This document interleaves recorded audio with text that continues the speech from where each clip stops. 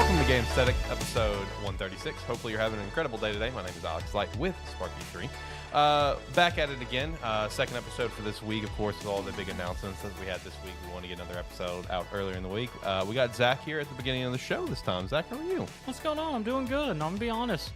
I know we already did a show this week, but at the same time, I got out, got ready for the show this morning, went, are we doing it in the studio? I had a question, huh? I didn't question that till I got here. Yes. John, how are you? I'm doing all right. It's a lot to play right now. I don't know what happened. It's like nothing. It's like I felt like I had nothing, and then all of a sudden I had too much. Remember when there wasn't jack shit during the summer? Yeah, I was thinking about that today actually, because I was looking. I was like, shit. I wanted to play. I had like 2 demos I wanted to play. There's like 3 games out right now. I'm trying to bounce between. It's too much right now. It's a thing. I feel that. There's a few different things that I'm kind of bouncing between, but I've also just been busy outside of gaming. So whenever I have time to sit down and game, it's just like, fuck, which one do I want to play? It's like, I have limited time here. How do I want to spend it? And one way that I did spend it is I did do the Final Fantasy 16 demo as well as John. So we're going to chat about that here today. As well as Zach chatting about the finals. Yes. So shout out to that. Going to chat about how Twitch is dying and slowly just bleeding out. Not even slowly at this point. They just continue to shoot themselves in the foot. That's been a fun roller coaster Dude, all week. Oh my God. And they just continue to shoot themselves in the foot and just make it worse. And then I figured just because originally we were going to chat about Lives of P demo. I played like 30 minutes, not enough to really chat about. So yeah, I threw Loop 8 in there. I played some Loop 8 on the Switch. I was going to write a review about it sometime soon, which also that's a thing. I'm going to start doing game reviews on Sparky3.com. You can sign up for free and you can get access to those. Shout out to that. I think the first one I'm going to do is Tears of the Kingdom now that the game is actually beat for me.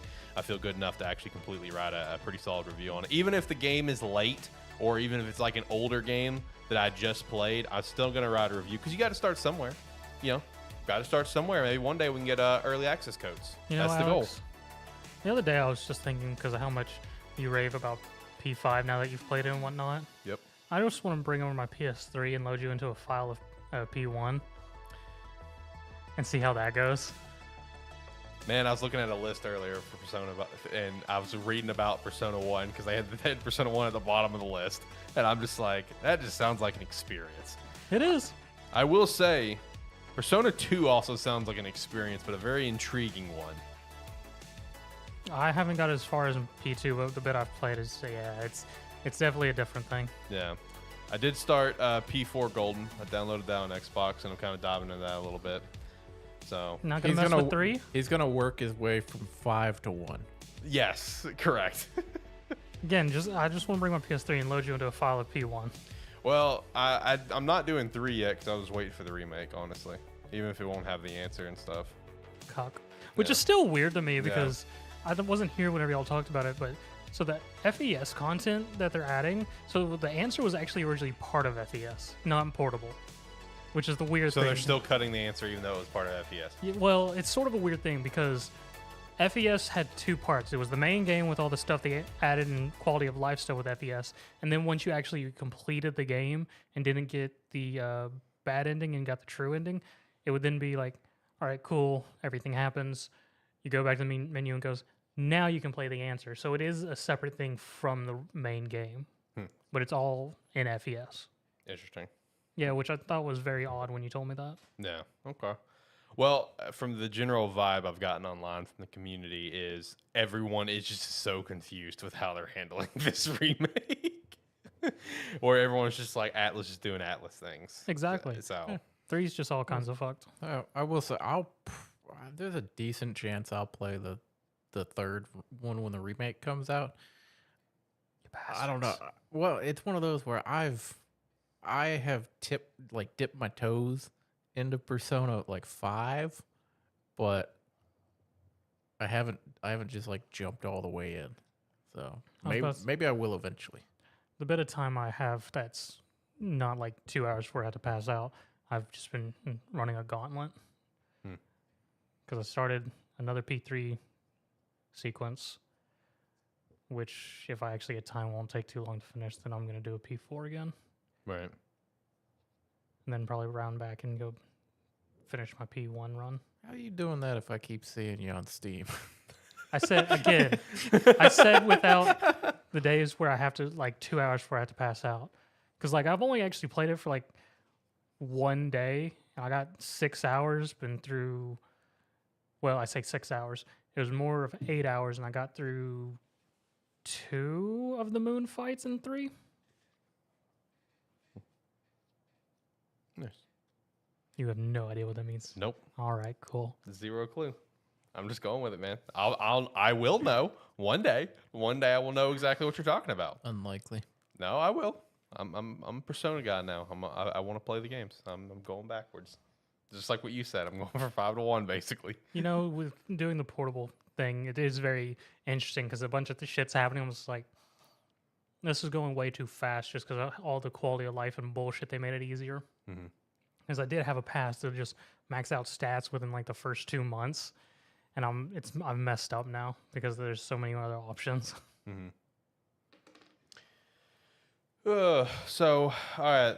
Like I said, today's episode, Final Fantasy 16 demo, the finals, Twitch stuff, Loop 8. Then we'll just hit all the weekly wrap up. Probably going to be maybe a shorter show, maybe right an hour. We'll see. We'll see how that goes. So let's just go ahead and jump into the Final Fantasy 16 demo. So this was a game that obviously John was already very excited for, coming with the demo coming out. I was interested. I think you're interested to play it at some point in time, but not right away. It's a kaiju fighting simulator. Basically. But John and I have both beat the demo. John, what you think?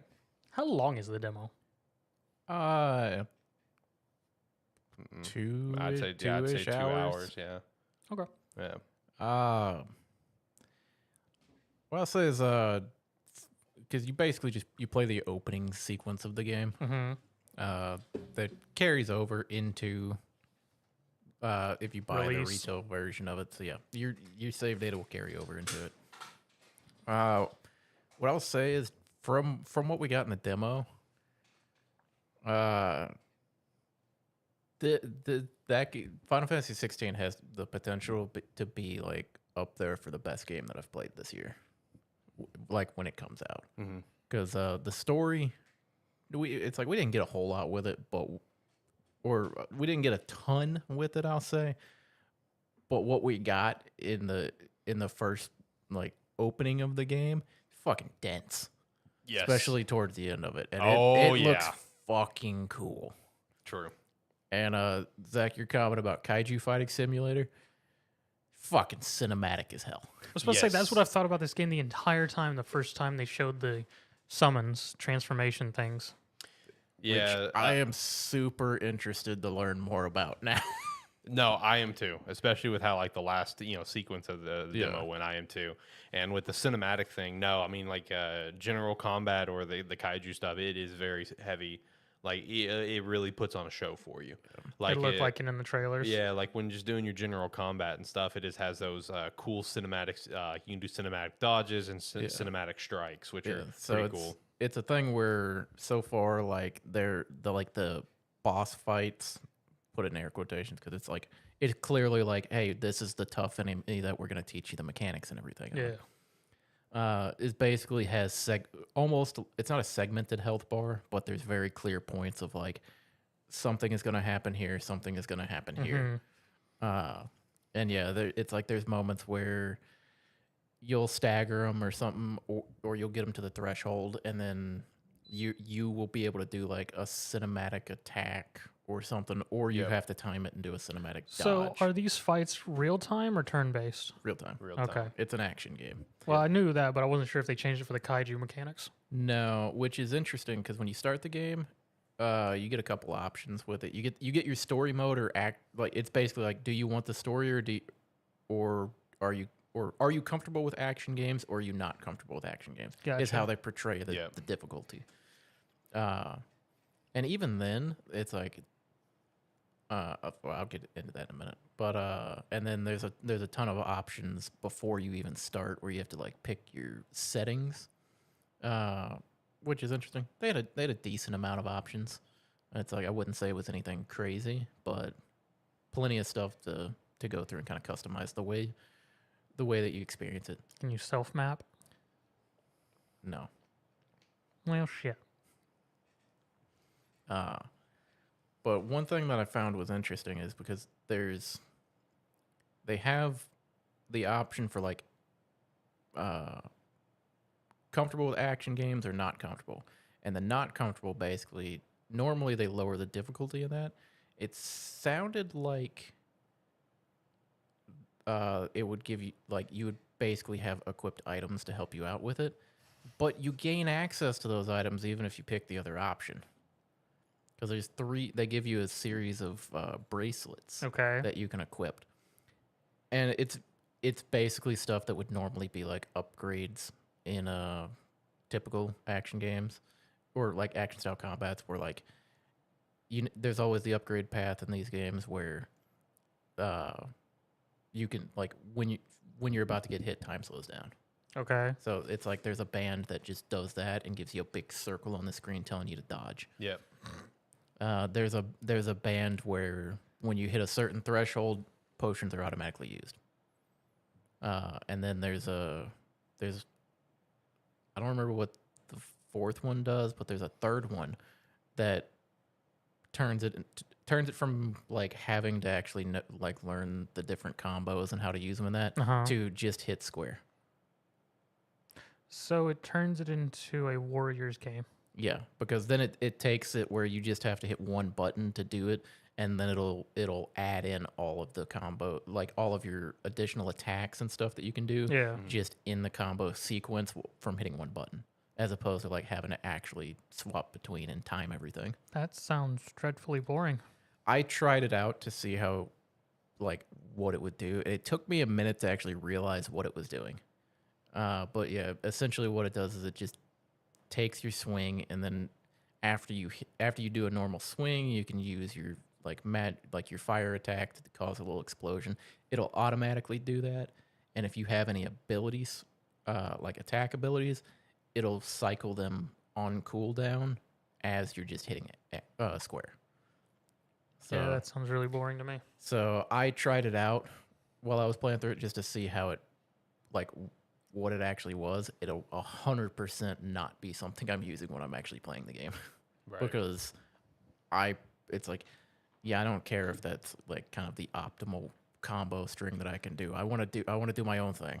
Because all I can think of when you explained that, John, was all the trial and error through Tales of Zillia and other Tales games. That's the thing. That's exactly what I was thinking of, because it's the thing of, it's like, you can go through and it's like you can cycle it through and use all my different attacks just in a sequence. But what if I find a much cooler, longer string that I can do that's more efficient? Yeah. So it just seems like the item is there for people that just don't want to worry about it. Want to be brain dead? Yeah. It's like they're there for the story. They don't want to worry about combat. That's fair. Yeah, exactly. Just make it super easy so just they can enjoy the story on cruise control, just kick back and have a great time. Yeah. Which I will say, it's like I am super excited for this game to get more into the story. I am too. When I went into the demo, I was planning to pick the game up. I mean, this is the first Final Fantasy that really caught my eye. And, I went into it with probably about, I'd say just a mid-level, like, excitement, like a 5 out of 10. Like, oh, yeah, looks cool, whatever. I'm going to pick it up. Cool. Once the demo finished, I'm just like, fuck, that's it? So I was like, I need more. I need more. Damn it. The demo ended, and I sat there for a minute, and I went, game doesn't come out for a few more days. Yeah, I know. That was me too, man. No, because, like, this demo was so masterfully done, right? Because, like, this demo... It throws a lot of cutscenes at you. This thing is like 60-70% cutscenes, but because they're really trying to drive home that story, and it gives you drives home the tidbits of the story where you said it's like 60-70% of cutscenes, but it's like the story is still very clearly dense because we really didn't get a lot, but we got just enough to tease you. And it's the same thing with the gameplay. It's like they give you just enough to tease you and make you want more, and it makes the game so much more exciting. One thing, because I was confused slightly at first, because the game starts and you play for maybe 5-10 minutes or something. Yeah. And then it transitions to a much younger version of you. Yes. Hard cut. Then the rest of the demo is basically played out as the younger version of you. Yes. Neat. Okay. And it's basically like, it shows you, it's like, this is where you're at. We don't really, it's like, you have no idea what's going on here. Let's show us how you got there. Yep. See, I was sort of getting that feeling because I wasn't reading articles, but I was getting several articles popping up. But it just hyping up Final Fantasy 16, saying it may be the best RPG in a while and things like that. I'm just like, damn, this demo did its job. Yeah, Yeah. the demo 100%. Even if you're like not very excited for it, the ending sequence on its own will hype you up for it. Yes. No, 100%. Like the ending, just the way that it leaves you, it's just like, damn it, I want more. It's like, what do you mean this is it? So did he choose to become one with Inferent, or was it forced upon him? We don't know. Yeah. Oh, okay. We'll find out. Yeah. Because Ifrit's, I mean, it's a classic, but not my first Well, choice. Let's put it this way. Everyone's confused. Okay. Yes. It's not. It's like So they're like sleeper cell soldiers. It was a big surprise. Yes, it was. Damn, that's a hell of a thing to imagine in a Final Fantasy world. Some mad scientist just infuses a bunch of Aeon summonings into random people, and just one day they just wake up and start transforming. Yep. No, and in terms of just the general like gameplay and stuff going into the demo, one thing that got me really excited was just seeing all like this continued like news reports coming out of like, oh, this studio worked on it too. Oh, this studio worked on it too. Oh, so did this studio. This studio helped out too. And people's just like, God damn, Final Fantasy 16 is like the Avengers of action games in terms of the studios that came together to make this game. I missed that list. Yeah, no, dude. Yeah, there are lots of like Platinum worked on it. There was a couple other studios that I know like the director that's done like Devil May Cry. And a few other games along that genre. Like he came out and commented that like, he's had a lot of history with this genre. He's done a lot of games in this genre that he's really proud of, but he considers like the work that he did in this one like his masterpiece. Like, bro, it's just like a list of studios where everyone's just like, bro, it's like the Avengers of action game developers. I will say, like, see with the few tools they gave us with like how combat is gonna work. Mm-hmm. I'm very excited for like higher, like getting to like the Mid-game? middle of the game to Yeah, end game in there me too. because it's gonna be fun. Did you mess with any of like the ability upgrades in that? No, I didn't mess with the ability upgrades. So Okay, because go ahead. here's a question for me, because I know from all the trailers and whatnot, it's more or less made it seem like it was just going to be our single MC hero and whatnot. Did y'all get any feel from the demo that there was going to be some party member mechanics that's usually traditional? I don't know about party mechanics. Yeah, I don't know about that one. At least in the demo, it's more like followers. Yeah, like in the demo, you had some followers with you, and they half-ass helped. I guess it's like you can't control them or do anything but with like them. They just kind of did their own thing. In but the like battle. once you actually get to the point where we have like our companions, I guess like maybe we'll see. Okay. Because that's still one of the questions for Final Fantasy 16, because all the trailer stuff we've shown has been mostly focusing on the MC and then the whole kaiju fighting, and Yeah. hasn't been a whole lot into party members and companions, which is very traditional for Final Fantasy. Yeah, which I know for this game, like, I mean, this is a game that the developer, the lead director, he spoke at length that he wanted to break away from the tradition. Yeah. He wanted this one to really set a new standard for Final Fantasy going forward. So maybe those mechanics just aren't there. Maybe it's just going to be like what we experienced in the demo and just have simple like followers that half-ass help out in battle. Yeah, I could see it being more like you kind of get a party together where you don't necessarily command them what to do or like have control over them necessarily, but Yeah. like can issue like basic commands like attack target or come back to me, help me, or something like that. I could see that being along the lines, and for the most part just having them do their own thing. Gotcha. That's what it looks more like. But yeah, it's like as far as like upgrading abilities and that, I briefly, or I spent a little bit of time looking into the panel for it, because of the Phoenix abilities, there were two or three that were unlocked. Because it was like the dash, the wing attack, and I think the firebolt were unlocked. But there's like 4 or 5 more that just showed locked that you couldn't even read what they were. And then there's there's a bunch of like basic ones that just add additional attacks and stuff to what you can do. So like you could add into like a downward slashing attack when you jump in the air, or you could add in a like dashing thrust attack for enemies that are further away. Things like that. And it's like adding in charge abilities where like you could charge up and then like charge the ranged attack to do more damage, charge the sword to imbue it with fire and things like that.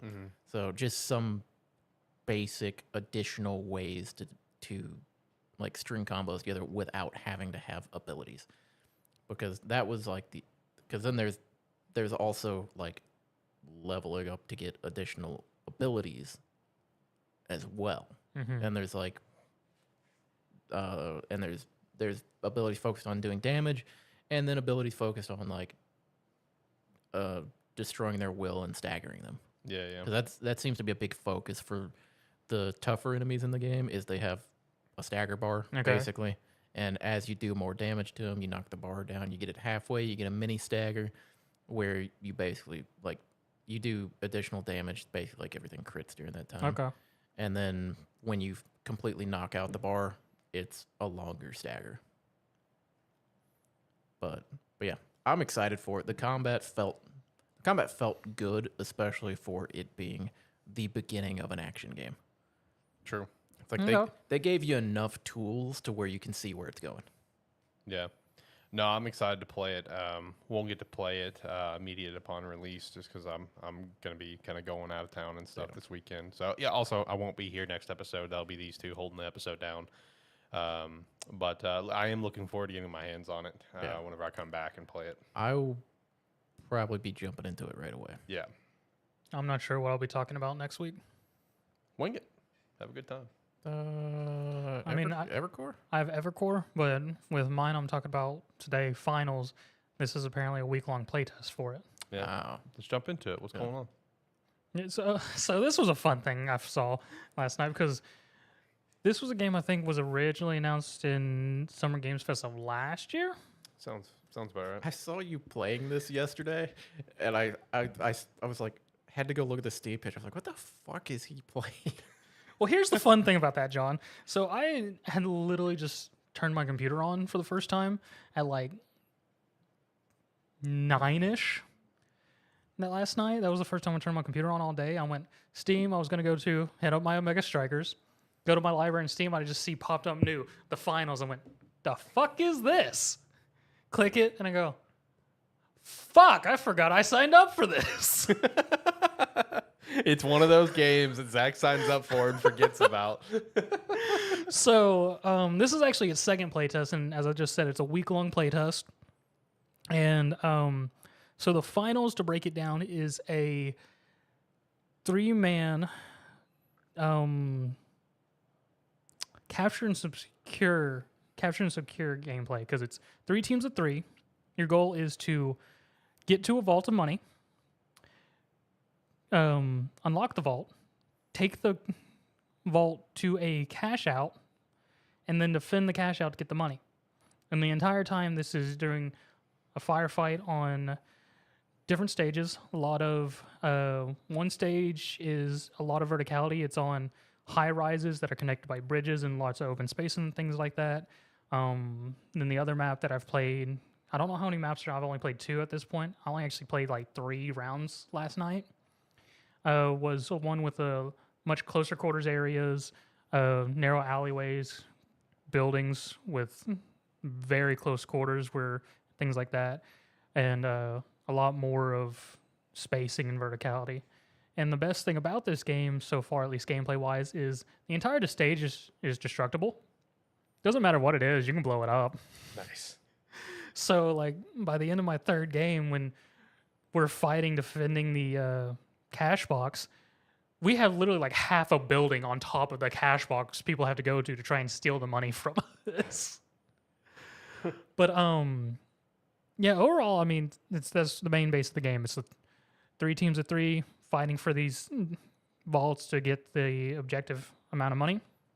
There's two game modes. There's Cash Out, which is just the base game that I just described of getting the amount of money needed to win or until the timer runs out. And then there's Tournament mode, which is a string of games where you get more rewards and experience as you progress. More or less loads you into a match.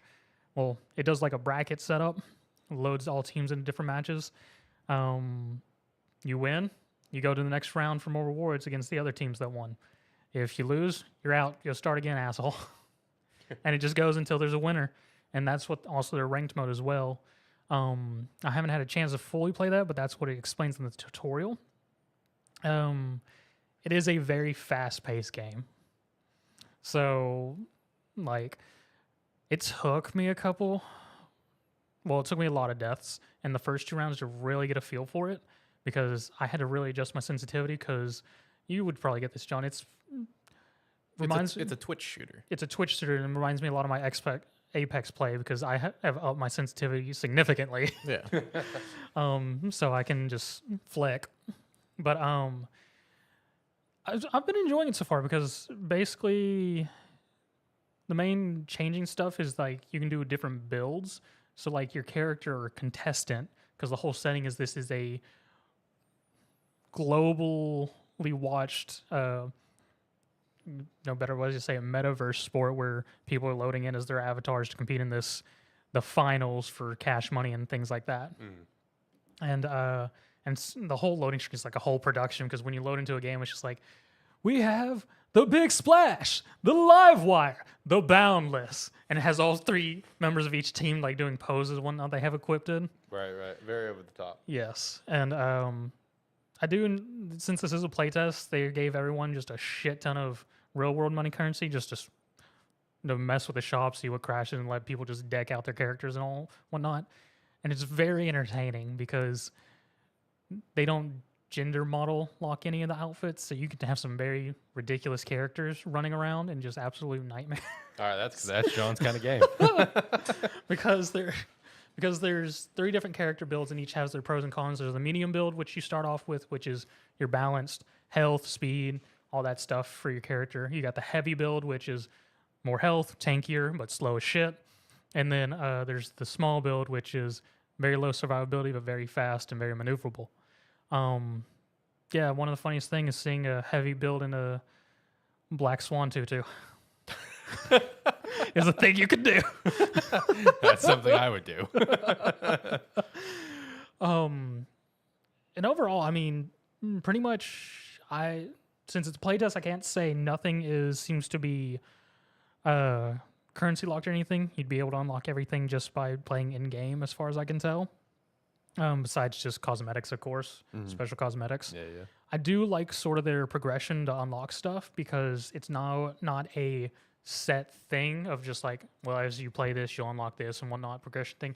It allows you to choose the things that you think will be good for your build, because like how the progression for unlocking stuff is, it's just a little box that says, choose something to progress to unlock. It starts on a lever action rifle, but you can switch it to flamethrower, new skill like agility, escape dodge, more grenades, mines, other powers like a grappling hook, and allows you to choose which weapons, abilities, and things you want to unlock in whatever order you want, based on how you want to specialize your gameplay.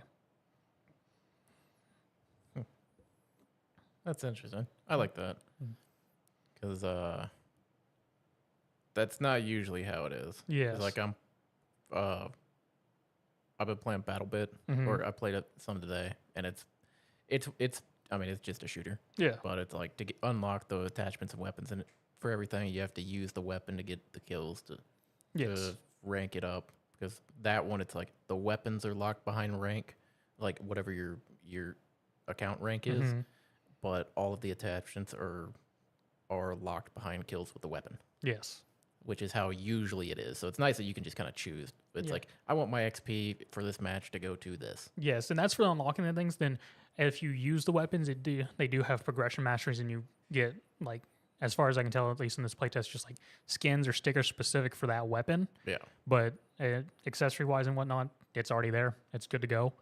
And I sort of like their thought on their battle pass, because they also have a battle pass to play with on this, and theirs is a little bit different. Where most people's battle pass is, of course, the traditional progression as you want. Theirs is a little bit weird. So, like a normal battle pass, as you play, you get experience towards the battle pass and gain levels towards that battle pass.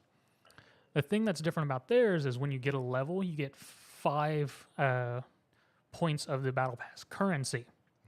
You can then use that currency to buy anything on the battle pass list that you have unlocked through your battle pass level.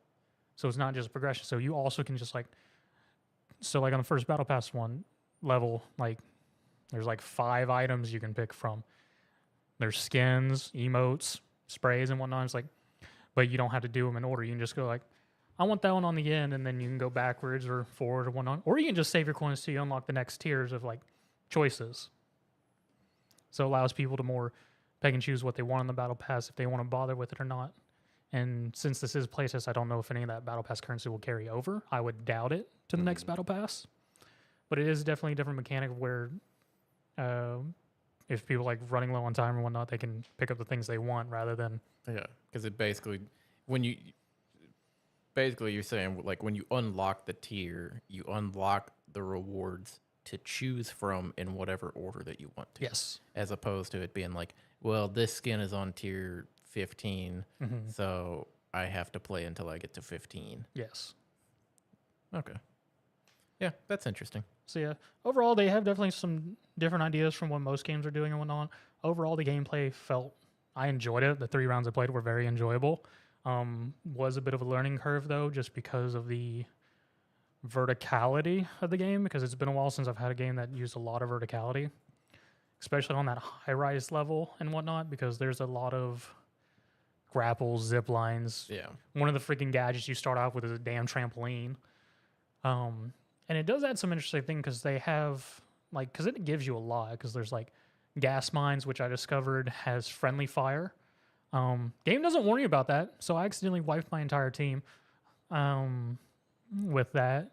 They have sonar grenades, which are fun to use, regular frags, incendiaries, goo grenades to help build just portable cover in the middle of a firefight if you're getting, or defend, because one of the other key things is once you're the team that has the cash, you got to defend it because no one else can claim it until your ass is dead. So it does add a lot of versatility, and like looking through all the gadgets and whatnot allows for a lot of different gameplays. Okay. Is that one that's gonna be on your radar now too? I don't know. I've got, like I said, I got a bunch. So much to play. I got a bunch of other games I'm playing because, like, I mentioned it before, but it's like the game I started playing today is BattleBit Remastered, which I've talked about before. It's a 120, or it's a low poly shooter, 127 versus 127 lobbies. Yeah. It just went into its official early access. You can pick it up for $15 now. Playing it, it's a lot of fun. I was thinking of it when you were talking about the destructible map. Yes. Because the entire map isn't destructible, but most all of the structures on the map are destructible. Yeah. So like buildings can be knocked down, windmills can be knocked down, which is always fun because me and my buddy will be playing it. We'll get on top of a windmill and snipe people across the map. Yeah, engage in sniper fights and stuff. Inevitably, somebody, like we kill somebody a couple times, they get tired of it and they come blow our windmill up. I'd say the map's mostly pretty much all destructible. I think there's a couple things that we didn't really get to destroy. So like there's some, but it's a very destructible map. And it's sort of scary when you're defending a vault. Like the first ability for heavy is just a bull rush charge. Hell and yeah. someone just comes through a fucking wall and everything in front of me like, shit! That sounds hilarious. Because that's what happened to me. We had to save. I was like, all right, we're good. Then just fucking the juggernaut rolls through. Kool-Aid man up in here. I was like, shit. Oh yeah. He rolls in and just starts unloading on us with an LMG. Oh, dude, that's funny. That sounds hilarious. I only played 3 games, but I haven't a lot of fun with it. So I'm Playing probably more gonna- when you know. Probably. Yeah. Don't know what I'm gonna play when we're done with the show.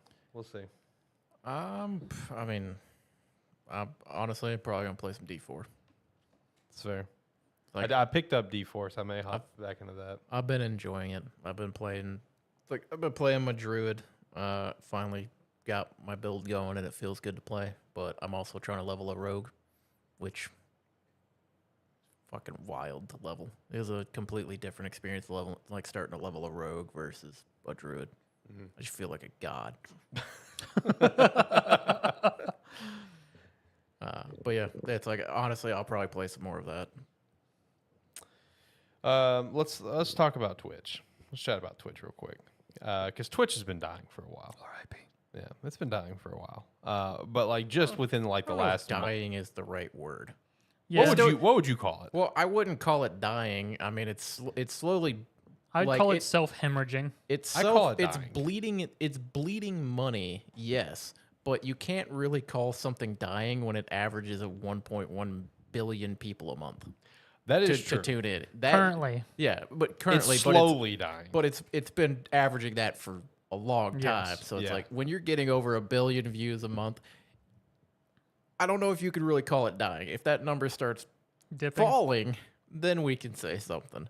But it's still, it's like, yeah, it's bleeding money, but it's still the premier way to watch. But as of right now, after this week's fun stuff, it is definitely hurting itself on having yeah, they took a people hit. who want to Oh, do yeah. partnerships with Twitch and getting rid of the faces that bring people to Twitch a lot Yeah. of times. So, I mean, obviously, this has been an ongoing thing for at least 4 years Yes. now of Twitch making notorious changes, whatever. But the big thing that happened a couple weeks ago, we didn't mention it on the show as in any capacity, not a weekly wrap up or anything, was them putting out this huge blog post explaining how ad content works going forward, how you can only have certain ad related things like up in the corner. Now you can't run ad videos, so obviously that hurts us, especially like smaller streamers to run ad promotions. Whether it's like, let's say you're partnered with, Rogue Energy or something, you cannot run any ads on that besides like something like, it was just a giant, like, what the hell is this? You're fucking with our money. Well, it was a weird, like, crackdown almost as well. Yeah, because it was. because the numbers that they put forward saying that were allowed were also comically small. Exactly. So again, that happened a couple weeks ago. They immediately backtracked on that after an unbelievable amount of backlash. And then with that, the creators, of course, are still calling for a better split because it's currently a 50-50 split, which is the worst across the industry. There is no one else that is near that split. I think Kick is at a 95-5 or a 90-10. Yeah, it's a 95-5. I don't know what YouTube is off the top of my head. I mean, YouTube monetization is wild and all over the place. Don't know what Rumble does. Rumble's a new upcoming video service as well. I don't know what Rumble's is, but just that 50-50 is just nowhere near the mark of where it should be. Creators are calling for 70-30, which now Twitch introduced the Partner Plus program earlier this week that will allow certain creators to access 70-30 for up to 1 year for up to $100,000. But they have to have so many subscribers consistently for 3 months before they're it put is into like it. 350 reoccurring subs, and that Yes. does not count gift subs. And it's like to qualify for it, you have to have those subs for at least 3 months. Yes. Yes. And someone did some numbers earlier. I saw this earlier today. I think it's out of, I could be off on the total creator amount, but I want to say it was 40,000 creators that would technically be in that, or partners, I think is what it was. And only 1,000 actually qualify for this. So it's just it's like a 2% of people. It's a thing of, because I saw a video talking about it, and it was basically, they're just publicly putting out what was their kind of behind the scenes strategy for the bigger creators anyway. That's the same rules that they followed for the people that used to get the good split, or the better split. And now they're just coming out and making it their new standard. But even still, it's the amount of people that actually get affected by that is laughable. Yeah. Compared to how many people are streaming on there. Yeah. And then the biggest bomb drop that happened this week, which is unbelievable, honestly, even though we've reached a point that we've reached where we saw what Ninja got with Mixer, for the people that remember Mixer. Obviously content creation is a very successful business model for a various amount of reasons, including just streaming. but just like one of the biggest bomb drops that we could have possibly got at, coming out of left field. XQC getting $100 million 2-year deal with Kick, and that deal is non-exclusive. He can stream elsewhere if he wants. Fuck. All of the deals, oh my god! all of the deals that Kick are like signing people for are non-exclusive contracts. Yeah, Those ballsy bastards. they have a lot of money, man, because like Kick is backed by basically like I think it's a crypto casino, crypto slots. They're I think backed by stake. Yeah, Oh, yeah. okay. So the owner is in some way associated with stake. So all of their ads and everything, like just in general, come from that. Yeah. So they have a lot of fucking money. Yes. So they really give no fucks. Yeah. And the funny statistic about XQC's deal is like I saw someone put it up where it's like this is like the 12th highest sports contract currently of today. And granted, it's not a sport, but it's like you just compare it to sports contracts and he would come in at 12. I saw a funny picture, and it was XQC $100 million 2-year LeBron contract. thing? It was the LeBron James like $92 million contract. Yeah, no, LeBron's deal, LeBron signed a 2-year deal for $97 million is what it was. And then you have XQC with a $100 million deal as a streamer. He's not even bound by a team. No, he's not. And one thing I thought was so funny about that is because I saw some people saying that he's still going to stream on Twitch and stuff. Guys, XQC has been banned from Twitch like 74 times. Okay, like I don't think he's gonna go back to Twitch. But here's what I could see happening. I was watching Moist Critical's video on this, and Moist Critical firmly believes that XQC will stream on Twitch, but just for like 15 minutes, 20 minutes. All right, guys, this stream was fun. I'm going over to Kick now. If you come over here, Well, yeah, I mean, honestly, it's probably what's gonna happen. It's like he start up the stream and then leave. It's like he could jump onto whichever platform he wants because he's going to sign in, and within 5 minutes, 50,000 people are going to show up. Yep. And then it's like just him going, all right, like it's like post the link in chat or something. It'll just be like, all right, going over to Kick. Come join me over there. Yep. Which I mean, that's a smart way to go. That's building Kick Hub. I mean, yeah. Because that's the building thing the of like, model. I mean, he averages 70,000+ people watching him on Twitch. Why not sign in there first to drag everyone over? Because nobody's following his Kick channel right now. Yeah. No, I mean, dude, that changes the game. That deal changes the game, and it puts it in a different perspective of just like not even just content creators. Because obviously, with content creators in terms of video content creation or like podcasting and stuff, like we see where they can take that business model. You know what I mean? Like we see it with multiple creators, but like from just a strictly a streamer standpoint to get that kind of money, it's just like it changes the game for content creation and streaming and everything. And honestly, in my opinion, it does a huge blow to Twitch, because like the big thing with all Twitch changes, and it is for all creators, is all creators, like they're no longer loyal where they, hashtag bleed purple. Now they're to a point where they're just like, all right, let me dip my toes elsewhere. Let me test the waters elsewhere, because Twitch is giving them no reason to stay. So that's the kind of the fascinating thing about this. Well, the other thing is like on Kick as well. The guy behind it, he's talked about like he doesn't care if someone streaming on there has 1 viewer or 100,000 viewers. Like his vision for streaming on Kick is to not only have like the ad split, or like the split that they have for subs and everything, but also like an hourly wage for streaming. Oh, okay. Yeah. So it's like they're really throwing everything on there, because it's like, one, they've got the money behind it to do it, and they're trying to just bring as many people as they can. Yeah. And I definitely think that Kick right now is in that better position to succeed as a legitimate, like, long-standing platform over what Mixer was. Because Mixer was just a platform that it had issues at the top, right? It didn't filter down in the correct creative direction. But then also at the time when Mixer was trying to up and coming and rise and become a platform, Twitch was still the ideal place to be. People, were loyal, hashtag bleed purple, whatever. But now where we are with Kick, like, even if Twitch backpedals, even if Twitch, makes changes to make the platform better, I think too much damage is done where Kick is going to be a legitimate platform and legitimate thing to rival Twitch. It's like you can only make so many bad decisions that piss off everyone on your platform. Yeah. You can only do that so many times before like all of your top people are like, all right, well, obviously you're not changing. You keep making bad decisions and you only backpedal when we all rebel against you. So fuck you. And Basically. even when they do come back with a, well, here's our counter offer, and they're still like, well, this is still shit. Yeah.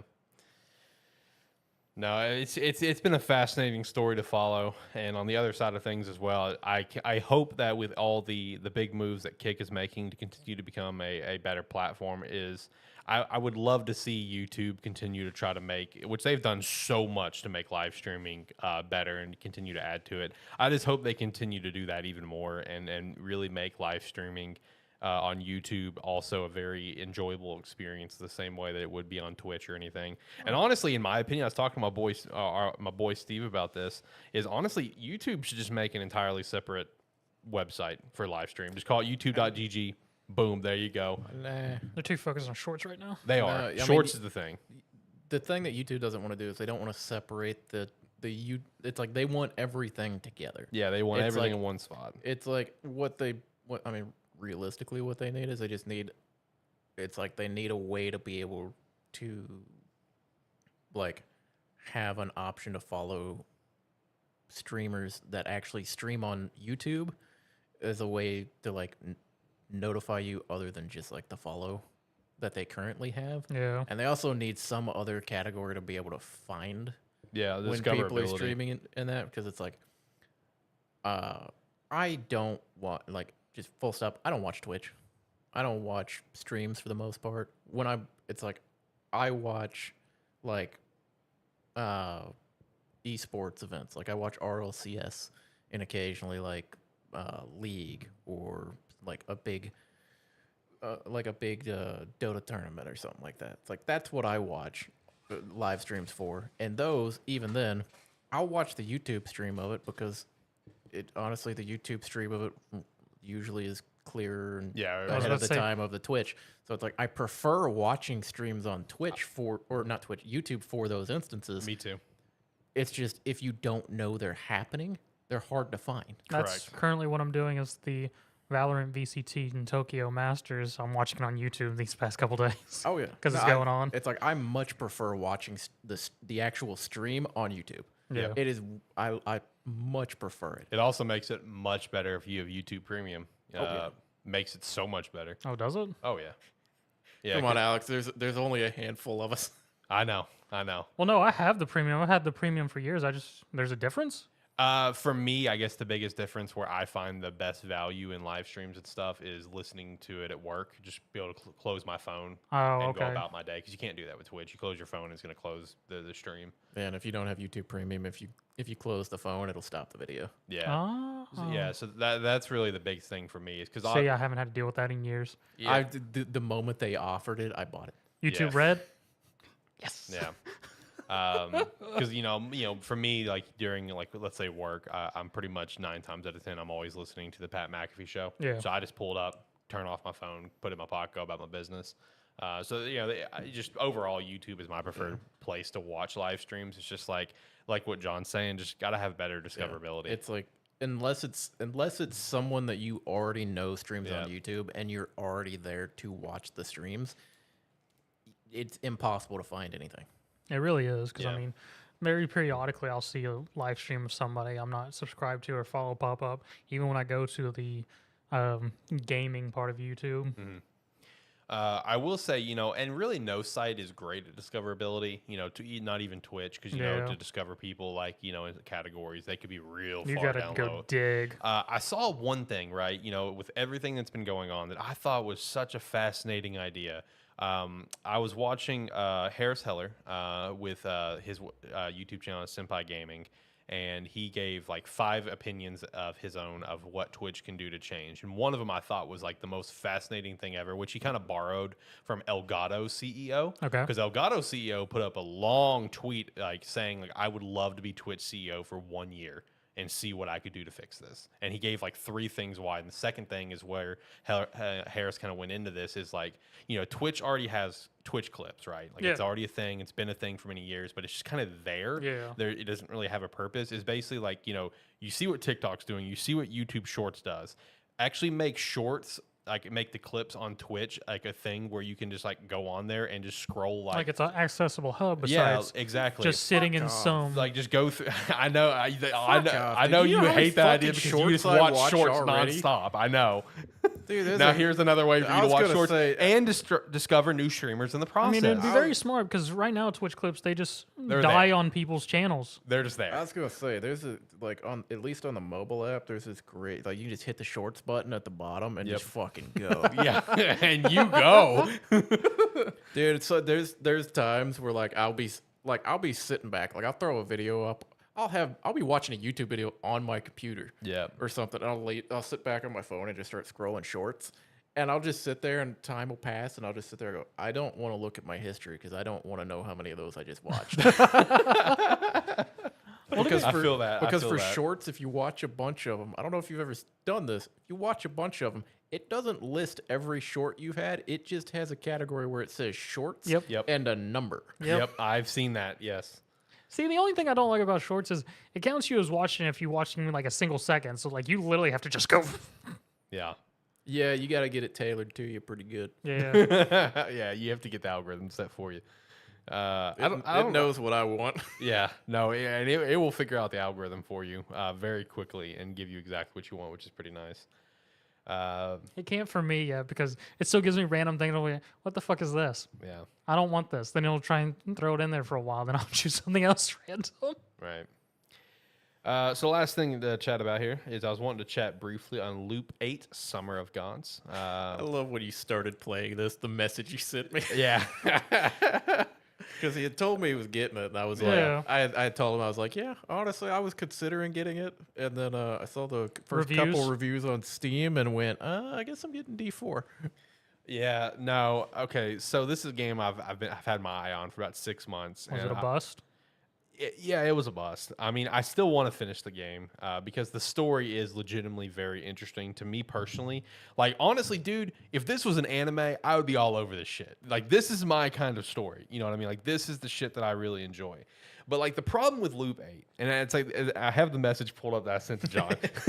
The first thing I said is, I don't hate Loop 8. But it's not a great game.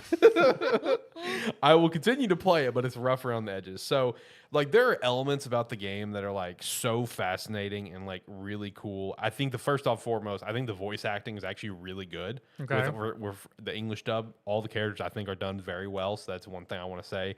I do like the friendship relationship mechanic across the board, but then I just enjoy that in games.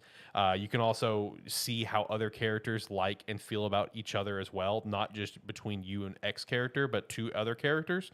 You can see if they're buddies, if they're affectionate to each other, if they hate each other, or whatever. Like, I think that's a really cool mechanic across the board. Can you make everyone just want to murder each other? Probably.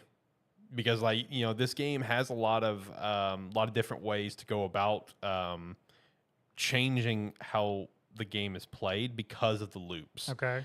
Which I will say that, you know, the loops is a very fascinating thing, but one downside of the game is, like, there's no way to skip past things necessarily that you've already done. Like, every loop is going to be the same until you change it. So it's like once you start a new loop, like, you have to you start back at the beginning, August 1st.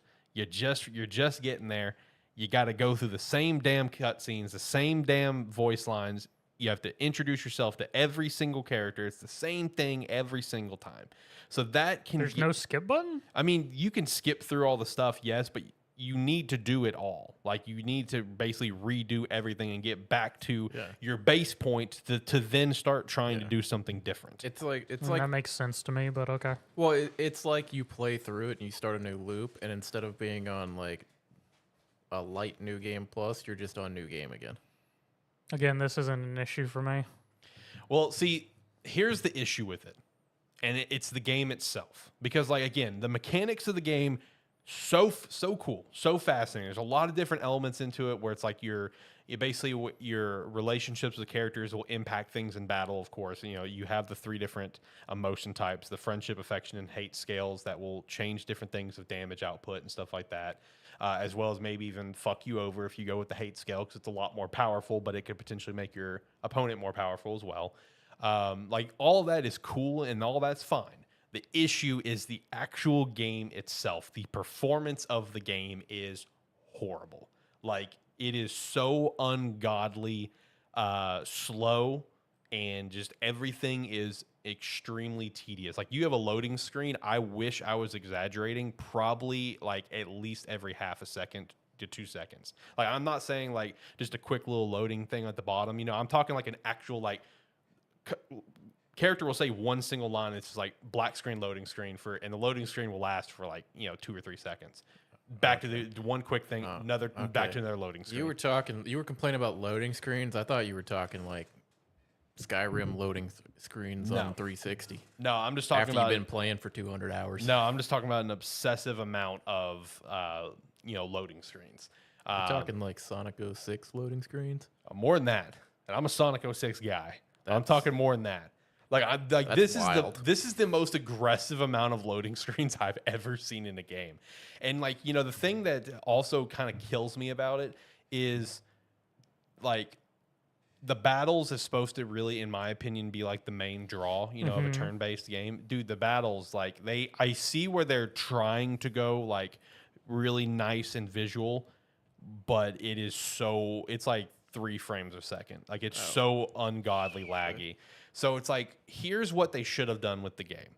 They should have gotten rid of the open world sort of element, right? Where it's almost like a small scaled Persona where you just hop between the different areas, Okay.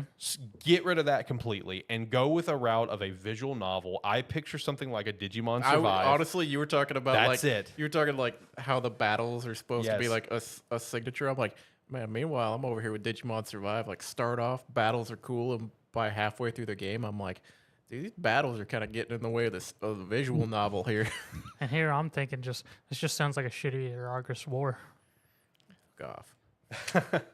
No, I think if they would have went with a visual novel, still give you the ability to hop between the different like areas of the area that you're in, that'd be great and fine. But get rid of all of the ability to free roam, essentially, where your character does an awkward like jog at 2 frames a second, and just make it visual novel based and focus the attention into the battles. Make the battles look as visually appealing as I can tell they want them to be, but it just fell short.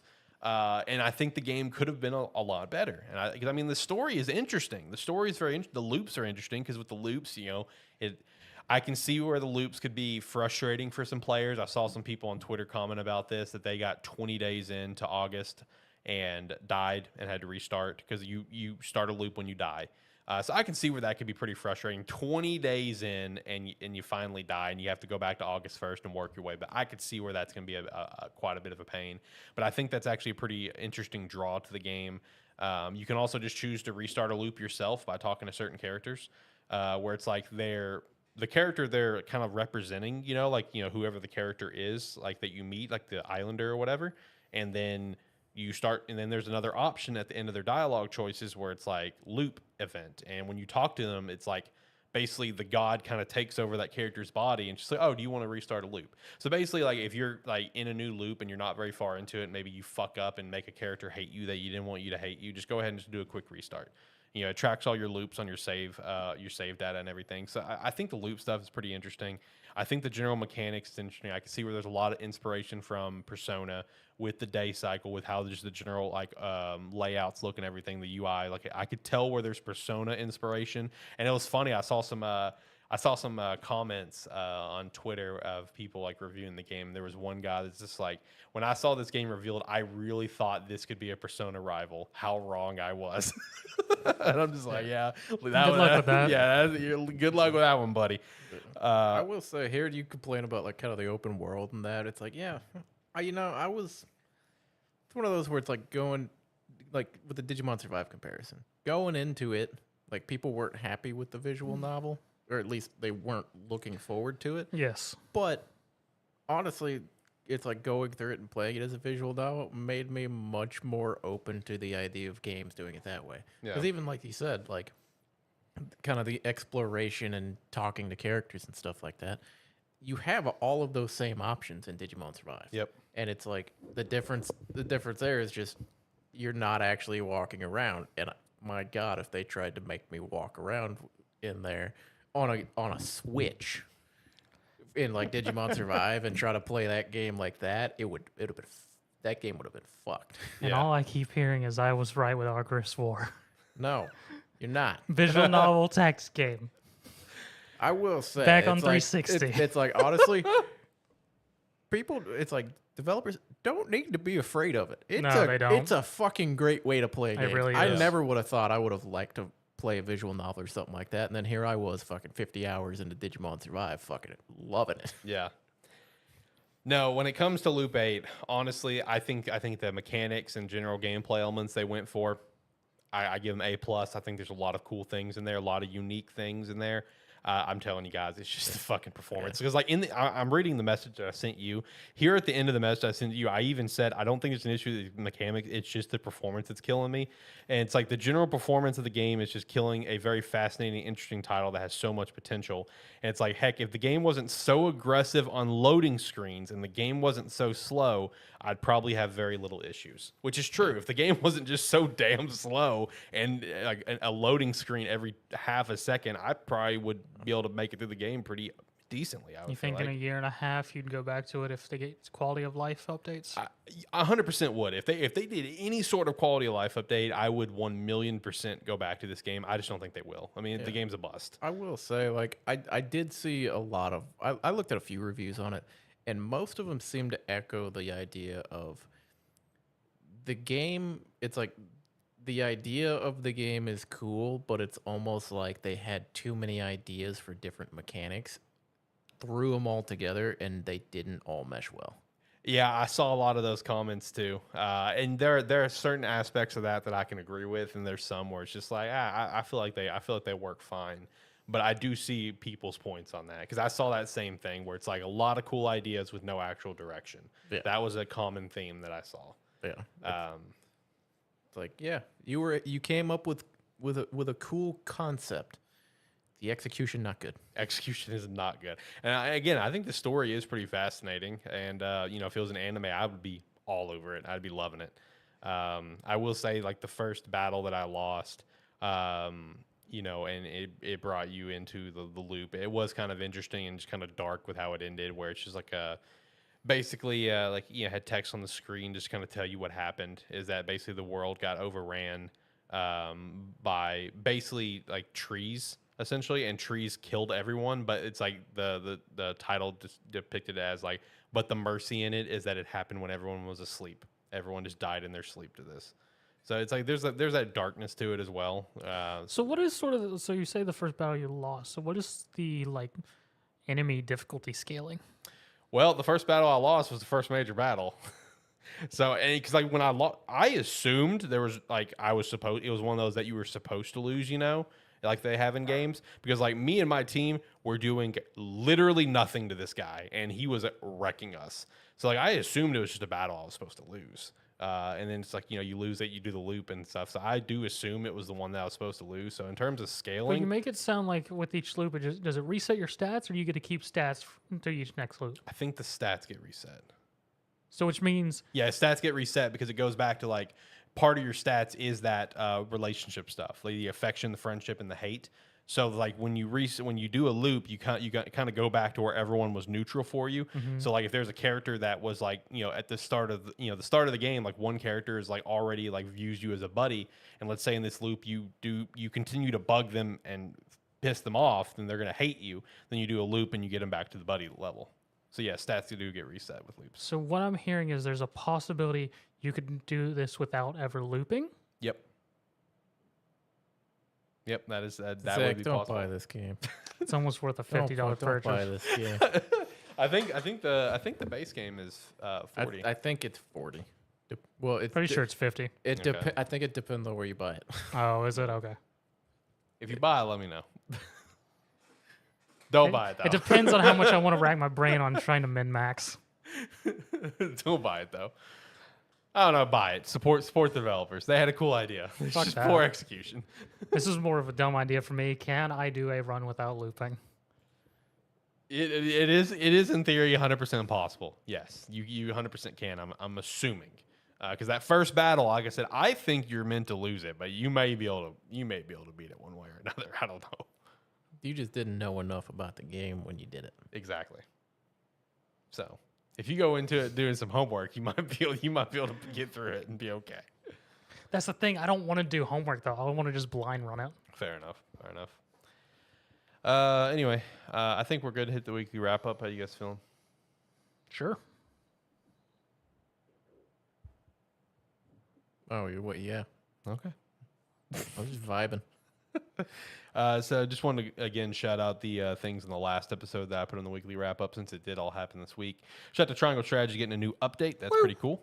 New chapter, some chapter replays, battle replays, character story replays, stuff like that, all added. So that's really cool to see. Nexamon 3 was announced as well. That's also pretty cool to see.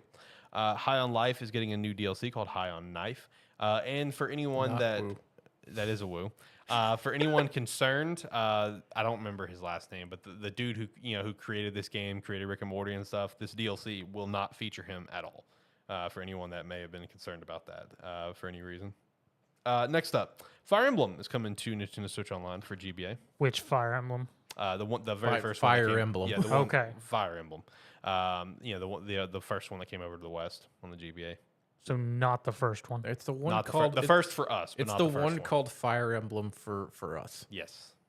Okay. Yep. So that comes out, I think, later this month. Shout out to that. There are some Nintendo Direct rumors floating around, unfortunately, but it happens all the time. But the main reason it's floating around is actually pretty fair. So Persona 3 Reload is sparking the Direct rumors since the press release so far. The Switch has been absent. So normally how this stuff goes is that since Xbox got the reveal, all the press release, it was only the Xbox logo beside it. And then a few days later, we've now seen PS4, PS5, and Steam, but still no Switch. So the same thing happened with Persona 3 Portable, Persona 4 Golden, and Persona 5 Royal. They were all absent. Switch was absent from those promotional releases as well once they got moved over to Xbox.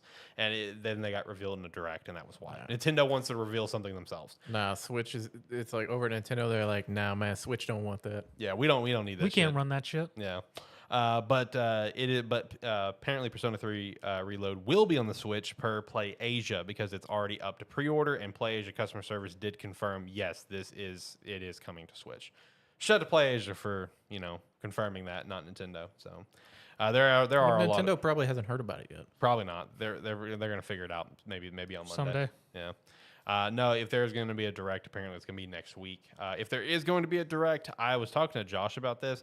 I expect it to be probably one of the most, that was a Direct that we've probably ever seen. Pikmin 4. Yeah, I mean, you'll see a nice Pikmin 4 trailer. Dude, I don't even know what could be in this thing. I mean, maybe reveal Tears of the Kingdom DLC. They did Breath of the Wild DLC reveal pretty quickly after Breath of the Wild release. Scarlet and Violet DLC. Well, that would be in a Pokemon thing, Pokemon Direct or Pokemon whatever it show presents. That'd It's be Nintendo. I don't know what the fuck they do. yeah. They would. It's basically like if we see a Pokemon Presents is gonna happen. Yeah. That's gonna be the DLC announcement. Yeah. So I mean, like I said before like Tears of the Kingdom came out, even after Tears of the Kingdom came out, Tears of the Kingdom to me that is the end of Nintendo for this generation. We've got some other first party titles obviously coming out with like a Pikmin 4, for example. But in terms of like your big heavy hitters, Tears of the Kingdom was the last one. Mark my words on that. So I just don't think this Direct will be anything super cool. A lot of third party stuff, couple little fun first party stuff. I do think it could be slightly possible that you finally get that 2D Mario that's been rumored forever, and that comes out this holiday. That's probably it. Nothing to get super pumped up about. The new Bowser Peaches game. In reality, Zach, he's not gonna be here, and we're gonna have the biggest fucking Nintendo chonker Direct. of a Nintendo Direct that we've ever had. Yeah, I know, right? Like, Which just actually, the biggest thing no, ever. The new console reveal and everything. Yeah, I say that, and I'm like, we don't really get that from Nintendo. We normally get like one coal thing. yeah, It's like one cool thing, or maybe two cool things, followed by some. Yeah, we knew about that. yeah. No, yeah. If there is a Nintendo Direct this week, and obviously I won't be here next week, depending on what's in there, that's probably gonna be a weekly wrap up thing for you boys. I was about to say I don't care enough about Nintendo. Yeah, I know you don't, so that's why it's probably gonna be a weekly wrap up thing. Next thing, Skull and Bones beta cuts the consoles. It's now going to be PC only. That was a quick turnaround because they announced the beta and it was supposed to be on consoles and PC, and then like days later, like, okay, yeah, we're not doing console. They probably got no signups for console. Yeah, this game, bro. Next up, Titanfall 3 was in development for 10 months before being canceled, claims ex-developer. That was a news that popped up this week, but I feel like we heard that before. I think we have. Yeah, I feel like a year ago. That's been a little news bit there. Ed Boon recently said that the door is not at all closed when it comes to Injustice 3, so that's actually pretty cool. That would be cool. I like the Injustice games. Yeah, me It's too. like, I don't play a ton of them. Yeah, but it's MK1. But it's like I signed up for the beta. Yeah. Whenever it happens. Yep. But yeah, I would be excited for an Injustice game. Yep. Or a new Injustice. And the last thing, and I made sure to save it for very last so we can just hit it and get out of here, is some Activision Blizzard news. So recently, FTC temporarily blocked the deal. The court will now begin on the 22nd, run until the 29th. Microsoft seems apparently optimistic about it going. They're actually very happy it's going to court, apparently. But then on the other side of things, there is the report that I'm kind of getting out of the grapevine here that if this is going to get blocked, like after the court thing and everything, Microsoft will not try to do any more appeals and they will officially move on. Oof. Yeah. Year and a half or 2 years now, isn't it? Year and a half. It was last. Okay. It feels like 2 years, but yeah, it was like last February range is when this app Something like that. started. So I'm ready for this to be fucking over. At this point, just block it. Just block it, man. See, at this point in my mind, all I would see is like it gets blocked, and then Microsoft's like, "You just want to do a partnership for the foreseeable future." Yeah. Yeah. It would basically it's like, okay, they don't want us to buy you. We'll just become our partner, and then just over time we will slowly acquire you. Yeah. Just assimilate. It's like we will just slowly acquire more and more percentage of your company over time, and then no one will give a shit that way. Yeah. So I don't And know. then everyone else is like, "These 10-year deals." Yeah, I'm ready for this to be done. Speaking about Microsoft, one last little tidbit that I thought was kind of funny is recently Phil Spencer, he commented on why there was, which, we know there's other reasons why it wasn't there, but he commented on why there was no Halo Infinite or Halo in any capacity at their showcase, whatever. Because it's dead. That's the real Because reason. it's a fucking nightmare. That's the other real reason. But I did like his response to it. He's just like, Halo still has the same level of importance as it always had for us. But it's like you got to look at the state of Xbox like 10 years ago. All we had was Halo, Forza, Gears, and Fable. I mean, he's not wrong. And he said that line, and I'm just like, thank you for the self-awareness. Because then he followed up with like, we have like 40 studios now. We have a lot more stuff to show. I mean, true, but when we're looking at like big name Microsoft or Xbox, I know. First party. What do we got? We have Forza, I know. and that's about it these days. I know. Yeah. Everything else is just like, oh, we'll see what we come up with, but Yeah. you'll get your yearly Forza. No, I just thought that was funny that he was just so self-aware of that. But true in the defense of the people asking about it, Halo I feel like should be more prominent. Obviously, I mean it should be the flagship, but it's a We sinking still haven't ship. heard any Yeah, more but about the Battle Royale. Yeah, the one that Certain Affinity is working on, Yeah, Halo should be the flagship. The problem is they don't know how to fucking make it. basically. A flagship, which if it comes back in strong suit, will maybe be Fable. Maybe that'd be pretty sick. Though I'm still unsure what the heck the gameplay is going to be. I don't know. It's gonna be it's a Because it weird didn't one. look like a hack and slash. Now it looked like Little Nightmares. I have no idea what to expect from that game. I'm glad it got shown, but I'm still more confused than ever. Yeah. All right, boys, let's hit the music. Let's get out of here. Last thoughts. All right. Like, comment, subscribe, rate, whatever your platform allows. It does help. And thank you very much for watching. All right, if you made it to the end of the episode with this, thank you very much. Second episode this week. So if you would like to see us again, at least me and Zach will be here next Saturday around 6 p.m. Central Time-ish. It's a we'll see what time. But yeah, make sure to come in next week, support the boys, come hang out with them. They would 100% appreciate that as well as I would. Might be back the week after. I don't know if the week after, if we'll just be on a complete break or not. I don't know. I was looking at that. That the week after we might go on a break. So Okay. I don't know. We'll see. We'll see if we'll be back the week after that, or in my case, I would. But if you made all of it in, we do appreciate you. Make sure to also go to spark3.com. You can sign up for free. Sign up for $5 a month. Support us further. We'd appreciate that support. I'm going to start doing game reviews there here soon. So got to start somewhere, in my opinion. If you're going to do if you want to review stuff, got to start. Even if you're like doing the review 3 months after a game release, I feel like go ahead and do it. Need to start somewhere. Make sure to also go check out some Rogue Energy, pick up Strawberry Mango, and go over to Agent Inc. and pick up one of our jerseys. We'd appreciate that. Till next time, guys, have a good one. Bye.